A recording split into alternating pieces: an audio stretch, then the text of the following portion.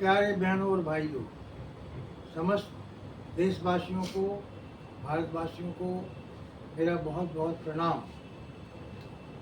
2024 एक बहुत महत्वपूर्ण वर्ष है। इसमें बहुत क्रांतिकारी परिवर्तन होने वाले हैं। हर नागरिक को जागरूक करना अपने कर्तव्यों के प्रति, अपने अधिकारों के प्रति।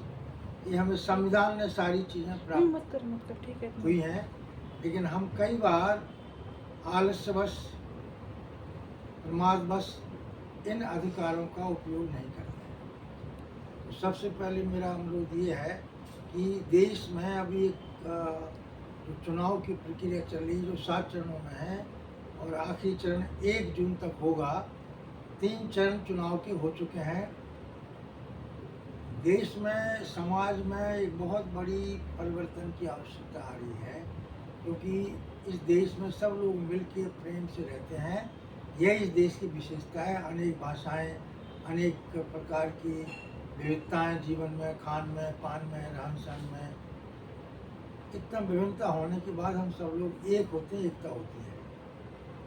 देश के बंटवारे की वजह से हमारे पड़ोस में बहुत सारी ऐसी मुसीबतें पैदा हो गई, जिसकी वजह से हम लोग कई बार ऐसी परिस्थितियों को झेलते हैं जो हमारे लिए बहुत ही प्रतिकूल होती हैं। और हमारे पड़ोसी देश हमारी इस फूट का फायदा उठाने के बाद कुछ यहाँ उपद्रव करते रहते हैं। हमारे देश के कुछ राजनीतिक दल भी ऐसे हैं जो देश में जात पात के आधार पर बंटवारा करना चाहते हैं, जबकि ऐसा नहीं होना चाहिए। अधिकार सबको एक सा मिला हुआ है।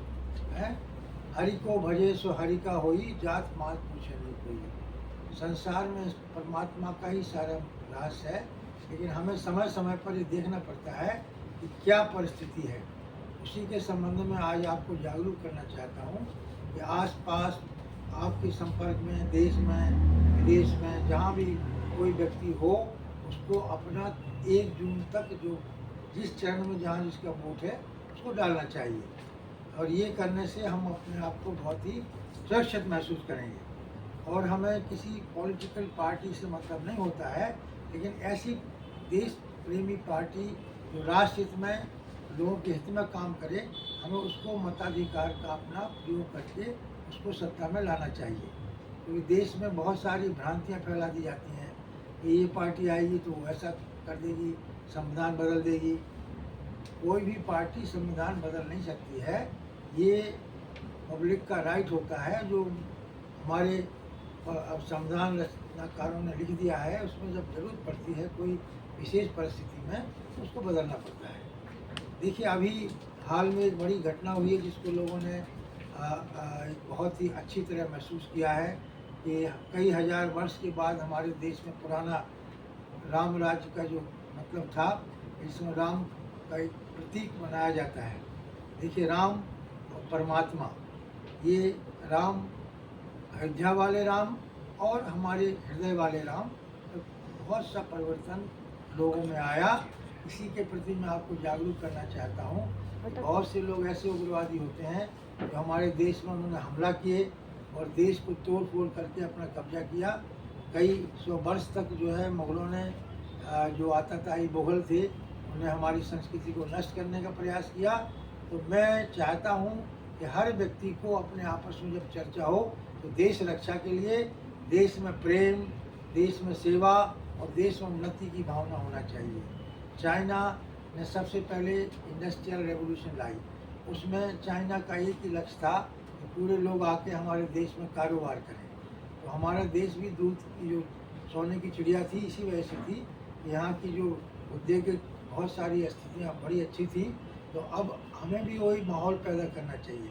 और यहाँ की जो छोटी मोटी बाबू कल्चर है, जिसमें बहुत सारा बाबू लोग जो होते हैं उनको पैसे से मतलब होता है, देश जाए भाड़ में। तो बाबुओं को ठीक करने के लिए इस प्रकार से अर्जुन के धनंजय ने एक यज्ञ किया था, जिसमें जब उनको ये राज्य मिला तो उसमें जगह जगह से सांप निकलते थे। तो जन्मेजय ने आके यहाँ यज्ञ किया और वो सांप समाप्त हो गए। तो मैं ये चाहूँगा कि जहाँ भी ये बाबू कल्चर वाले सांप बैठे हैं, उनको जागृत करो, उनको समझाओ, उनको बुझाओ कि तुम्हें तनख्वाह बहुत मिलती है, रिश्वतखोरी में मत लिप्त रहो। यही है देश के जो नगर निगम जहाँ जहाँ होते हैं वहाँ के अफसर कर्मचारी बहुत ही इसमें लिप्त होते हैं। इसलिए हमें स्वयं भी जागरूक करना है, घर घर जाके जागरूक करना है कि अपने मताधिकार का प्रयोग करें।